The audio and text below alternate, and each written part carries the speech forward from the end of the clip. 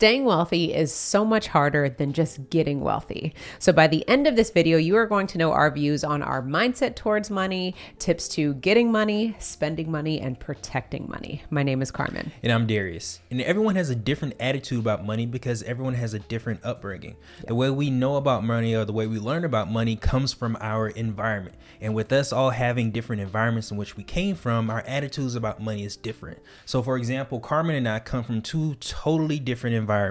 And when we got married, our understanding and our attitude towards money were on the opposite ends of the spectrum. Mm-hmm. So the first thing that we had to do for ourselves is we had to get on the same page about our money and our understanding of it, or our attitude about it, first and foremost. Yeah, and I'd say, well, we know that this is also an issue with many couples because they say 50% of divorce ends because of financial hardships or just bickering, right? Mm-hmm. So for us, it was all about getting on the same page because our mindsets were completely different, like Darius said, and that caused a lot of conflict when we just were out buying groceries. And it wasn't until we decided that, okay, we have to get on the same page, this is ridiculous, that we really started to dive into personal development and reading books and just trying to learn a little bit more about money, because at least for our case, we were humble enough to realize that we didn't know everything. And so maybe it would have been helpful for us to study and learn together so that we can combine our knowledges and work towards a common goal. Right. And that's exactly what we do. Matter of fact, the points from this video comes from the psychology of money. Carmen and I, we continuously review financial books together to make sure we stay on the same page, because it's something that's a continuing work. It's continuing work that we need to do, continuing education that we need to do together if we want to continue to elevate ourselves financially and make good fiscal decisions. Yeah. And the other thing too is I think we need to agree upon the fact that we're not just talking about couples. Mm-hmm. It can be my relationship with money versus my friends or my cousins or my mother, for example. So everyone has different views, and it doesn't mean that one person is right or wrong. It's just going back to what Darius said is their upbringing. What is the programming that they've been instilled with, and how do they view their own financial management? Mm-hmm. So again, it's just about respecting kind of where everyone is, but then also recognizing with that, where do you want to go? Where do you want to be? And if you have certain goals and ambitions that you're trying to follow, then you need to start listening to those who are doing the things that you want to be doing. Mm-hmm. The next point is to know your boundaries. It's really important for you to stay within what you know. Stick to the rivers and lakes that you're used to, because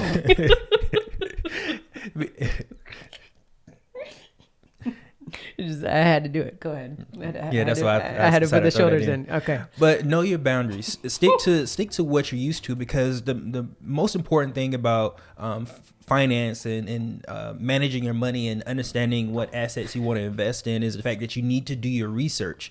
And the only way you should make a financial decision is to understand exactly your focus and to continue practicing on what you've studied. Now, being outside of your boundaries mean that you're taking a risk into something that you have no clue what you're doing. So understand the boundaries in which you want to maintain your financial or manage your finances. And not even from an investing standpoint, know your boundaries from your budgeting standpoint. Yeah. Because I can't tell you how many times I was influenced to go outside of my budget because I wanted to hang out, because I wanted to buy something that I shouldn't have bought. So you have to be very disciplined and understanding, okay, if I have X amount of dollars to spend, I have X amount of dollars to spend. And I really shouldn't be spending more, because every action that we take is like an unintentional reaction that's just going to snowball into something else. Right. And we don't recognize that until the next month comes and we realize, man, we don't have any money to do anything. It's because we overspent in January. Right. So understanding that, being truthful, but also not coming at it from the perspective of like the scarcity mindset of, oh, I can't spend any money. It's just you're having a plan. You're saying I have X amount of dollars and I have to spend my money as efficiently as possible. And I'm going to put my money into all these little buckets and all these little categories so that I can have a well-rounded living and be honest with that. Right. And for us, what we have is a flexible account, which we put a certain percentage of our income in every time we get paid. And if we go outside of that, then there's no more money to be spent. We've established clear boundaries for ourselves and what we want to spend in that particular month or in that particular time period. And I think the other thing that's helped with establishing that is recognizing that once you get outside of that boundary mark, you're really just being excessive. And I'm speaking for us, because I ain't talking about your pockets. I don't know what they look like, but there's only so much things you can buy, that there's only so many things that you can do to try to make yourself happy. At the end of the day, you realize that happiness is within, and all these gizmos and gadgets and stuff that we keep buying for happiness or to make us feel better. It's only temporary. It's just a temporary thing. And then it ends up causing more stress, more anxiety because we have less and less money to create freedom because we're spending irresponsibly. So that there is some sort of check and balance that you have to play with yourself to recognize, like, why am I even buying these things in the first place? Is it bringing me any value? Right. The third way in which we manage our money is to appreciate the magic of compounding. Compounding is like, what Einstein said was the eighth wonder of the world. And those who understand it, they get to benefit from it, and those who don't pay it. Yep. Well, that's one of those things that we have to really understand and really appreciate for ourselves, is the fact that we can earn money just from interest on interest. And it's really important for us to really dive into different vehicles and different ways in which we can do so. And what the most important thing to understand is it comes from patience.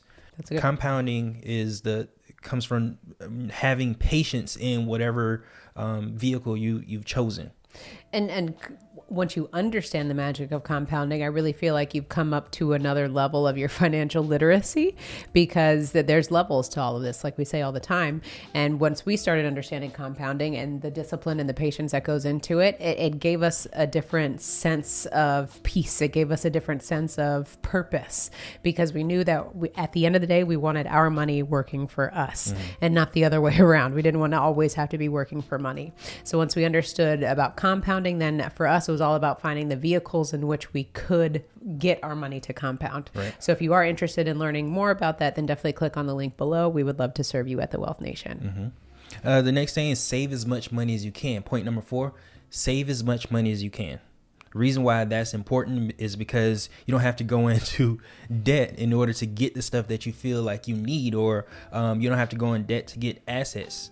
You can save the money and have your money work for you instead of you going and get somebody else's and paying them interest. And I think the other thing too is just recognizing to prioritize yourself.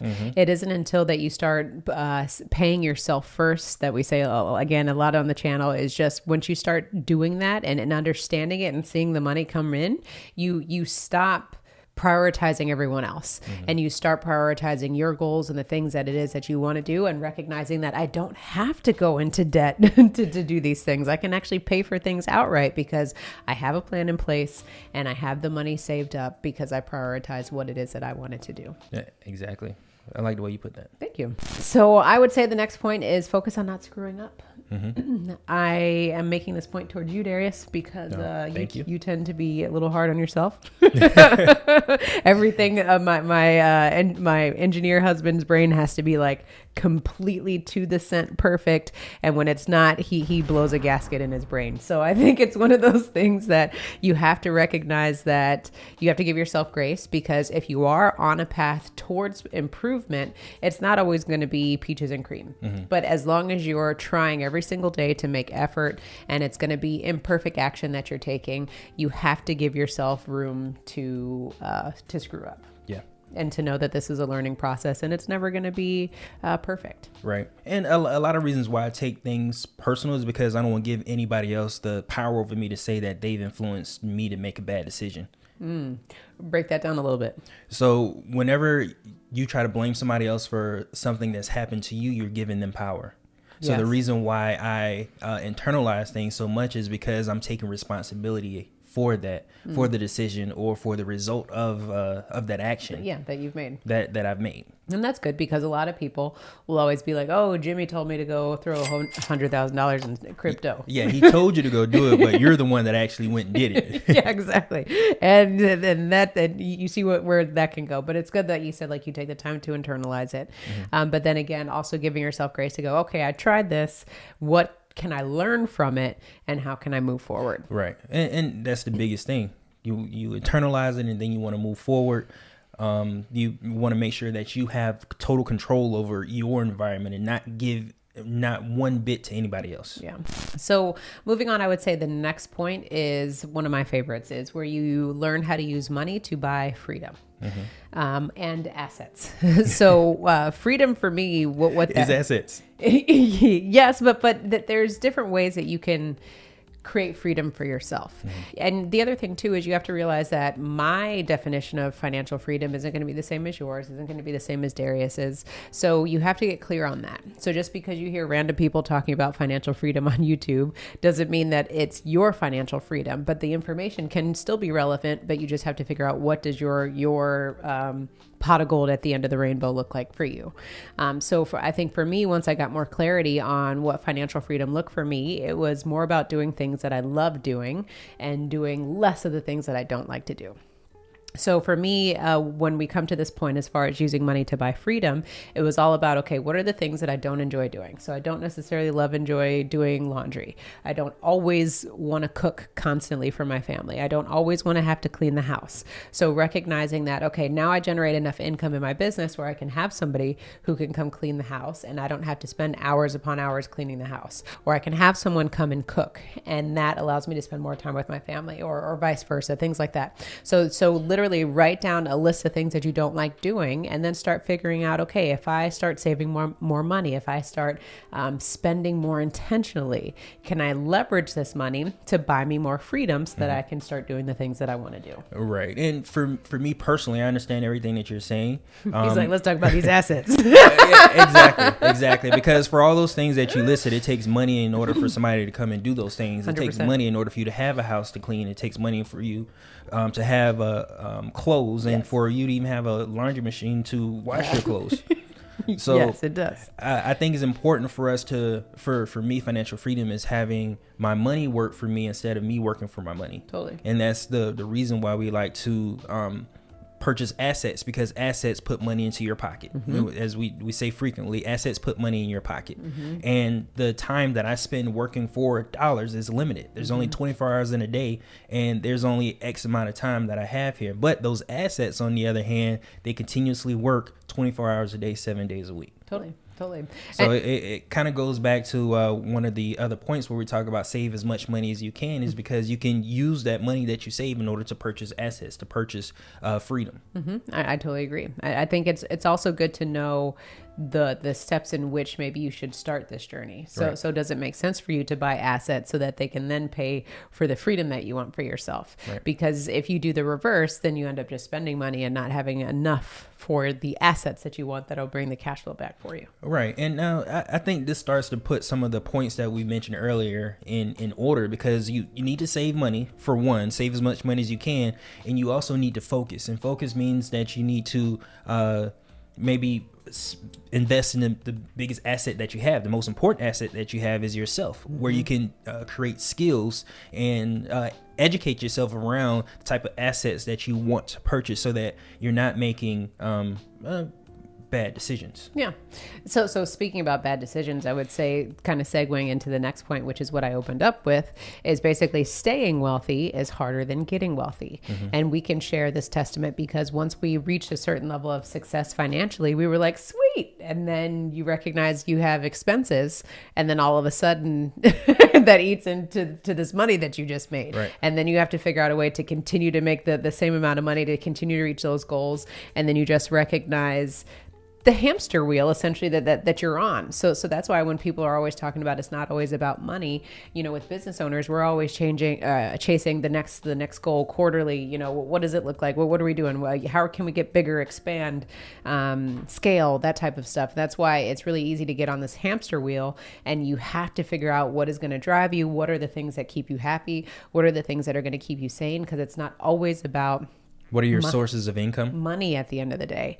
Do you have multiple sources of income? And staying wealthy, the energy that it takes to continue to build assets, build your business, do whatever it is hard work. And a lot of people don't show you that because you just see the end product. Yeah. You see the products that they get, the flashy stuff that they have, and then you think that they're good. But a lot of times you don't see that behind the scenes struggle of keeping the money. Right. Yeah. And the behind the scenes struggle is where all the important things happen. You see the end result of what Jay-Z has built over the years, or what Robert F. Smith has built over the 20 years of his Vista Equity Company. Yeah. And you see the results, but you don't see the struggle and the work that went into building it. And if you can find anybody that you see that's working really hard, that's the people who you need to kind of surround yourself with, is because they're on a track to build something. They haven't built it yet. And once they get to that point to where it's, they've established the wealth and they have $1 billion or $1 million or whatever it is, it's going to be hard to identify with them, because what I've noticed is that a lot of wealthy people they not necessarily forgot what made them wealthy, but they've kind of forget some of the small struggles that it takes in order to get there. That they can definitely lose sight of it. Yeah. When you become invincible, that's when you become invincible and you forget about all those things. Yeah. And it's about humbling yourself and remembering where you came from, remembering those steps, and knowing that it can all be taken away from you just in a matter of an instant. Yeah. So I love all those points that you were making. And for us, again, it's just stressing about when you think about protecting money, making money, things like that. This is a long game. Yeah. You better be ready to run a marathon. This ain't no sprint. So, a lot of people just want that large check, and they think that that's going to solve all of their problems, but it's not. Mm-hmm. It adds to the problems, because now you got to figure out how to manage it. Mm-hmm. You got to figure out how to keep it and how to spend it most efficiently. Well, getting rich quick is like one of the riskiest things to do, because you haven't figured out a way in which to maintain it. You just got it overnight, or you got it really quick, and you don't identify some of the nuances it take in order to get it. Like if let's take, for example, a wealthy person. If you take all their money away, they'll be able to get it again, because they have been programmed to that mindset, that mindset to earn a certain way. Totally. Now, somebody that's gotten rich quick, they wouldn't be able to replicate that, because it happens so fast, and they haven't learned the lessons in between. Mm-hmm. Yeah, and I think that goes to keeping up with the Joneses. Mm-hmm. The next point of not keeping up with the Joneses, because you look at your neighbor, you look at what everyone else is doing, and you're just chasing that, and you're not chasing the system. Right. You got to fall in love with the process and not the results. Mm-hmm.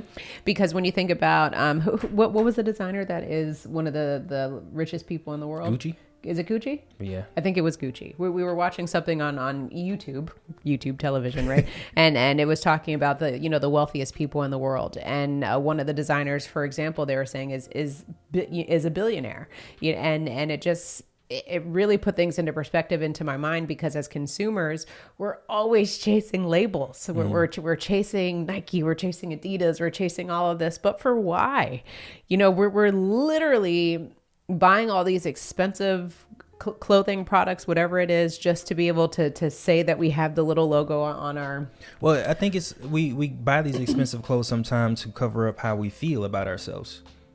Yes, but also it's the status thing. When you see the little logo, you have a little status, because I can afford a Gucci shirt or whatever it is. And you are right that there are some underlining issues that you need to get to realize, why do I have to have that? Mm-hmm. What does it mean when somebody looks at me or acknowledges that I have a Gucci shirt or a Hanes t-shirt? What's the difference? Because at the end of the day, all you need is clothes covering your body. Right. And when you buy something that's so expensive to that point, what are you doing to that business's bottom line? And how does that affect your bottom line, which is all about you understanding your boundaries. Maybe you can afford these things, which is totally fine, but we're talking to the people who don't necessarily need nor can afford these things, and you're making the company rich and bleeding your own pockets. Right, because whether you have $1,000 shirt on or a $25 shirt, nobody knows what your bank account is. Only you do. Yeah. And you'll find, some of the richest people in the world wear plain Jane t-shirts and Levi's jeans, because for them, it doesn't bring them value to buy these expensive clothes, garments, whatever it is, because they recognize where their money can best serve them. And it's not in things like that. Right. And that's one of the first things that I noticed when talking to some of the wealthy people that we know, is they pick one or two things that they really enjoy. Like they may be passionate about cars, and they'll have a really nice car or two or three, or collect cars, but their clothes aren't really that big of a deal. Or they may have a really nice house and have like a a used car in the driveway, or they may like watches and not care about anything else. Yeah. They all have like a thing, right? And it's not that they're trying to flash on everything, but they have one thing that they're really passionate about, right? And a lot of times their focus isn't on their outward appearance, but on how to continuously grow wealth. And growing wealth, kind of segueing into the next point, is one of the things that is going to always be, I'm going to say, an uphill battle, in just the sense of it's always going to be challenging. Every day is going to challenge how you think, how you should act, how you should feel about certain things. And that's where the most growth comes from. So I'm not saying that this is a bad thing. You just have to be ready to know that this is going to be a challenge, and you have to be open for growth and know that you're going to have to pad in room for error, because no journey is ever going to be perfect. But just know that every day, like we said earlier, if you're taking steps in the right direction, then you're ultimately going to reach that peak. Right. You need to leave room for error, because that's where you learn the most. If you were able to perfectly make every decision right, then yes, you'll have some financial success, but you wouldn't have learned as much as you would have from the missteps that you make. You learn everything from the missteps you make so that you know what not to do. And I was going to kind of talk about our journey a little bit. And this this is before we got up on financial education. Yeah, we pooped the sheets a few times. So we talk about we've gotten in and out of debt twice. No, 6 figures worth of debt. Yeah. And that was, again, before we even started really understanding this whole thing about financial education. Yeah. So once we got grips on that and we're like, okay, we need to start making some changes, then for us, we understood that we came from a lot of error. So it was actually easier for us to course correct, because we had already been down that road. So if anything, it was just like, we got to do this, we could. Like, it was easier than not knowing. So again, it just depends on where your journey is, how motivated you are. That's another thing. And how much you truly want to achieve that level of financial freedom, whatever that looks for you. And point number 10, avoid financial commitments for your future self. Reason being, we have no idea what's going to happen in the future or what our financial situation is going to be in the future. So if we don't have the money right now, then make sure you make the proper decisions so that you can make some adjustments, not financially, but mentally, or make some adjustments to the process. But don't put yourself in potentially financial hardship in the future for gains right now. Yeah, and that just goes back to boundaries, understanding your boundaries, because it's really easy to be like, oh yeah, this time 6 months, I'll go meet you in Miami. But then you realize that you ain't got Miami money right now. Right. So between now and 6 months, are things really going to change enough for you to then commit? And then all of a sudden Miami comes, swimsuit weather comes. Now you got to figure out the plane ticket, the clothes, the lodging, and all that type of stuff. And you have to figure out what to do. And now the next thing is you go into debt, or you have to make payments on something, and you've put yourself into some financial hardship because you overcommitted yourself. Right. And you can have the best intentions in the world, but nobody can tell the future. We can't tell the future.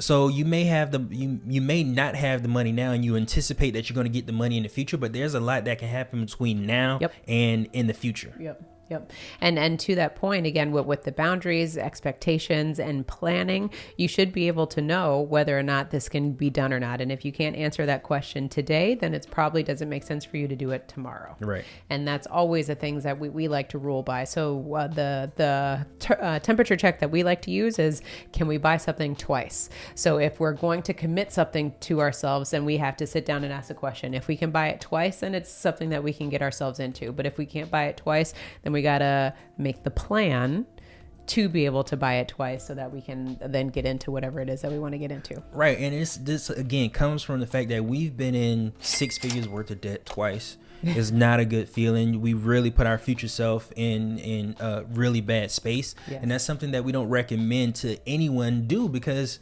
it's really hard on you mentally to be in that position. And for the future self, you may not see the harm that you're doing today, but then your future self, like you said, you just never know what's going to happen. You come back from vacation, you thought it was great. Next thing you know, your transmission blows out. And then you have to figure out how you're going to pay for that. You just, life is unexpected. So that's why it's so important for you to spend intentionally, have plans, save as much as you can, become obsessed with compound interest and investing and creating assets so that they can all pay for your lifestyle that will allow you to create the freedom that you want for yourself. Mm-hmm. Now, if you want more information on our personal financial journey, then check out our next video where we talk about 7 personal finance lessons that we've learned. And don't forget to own your own lifestyle. Or someone else will.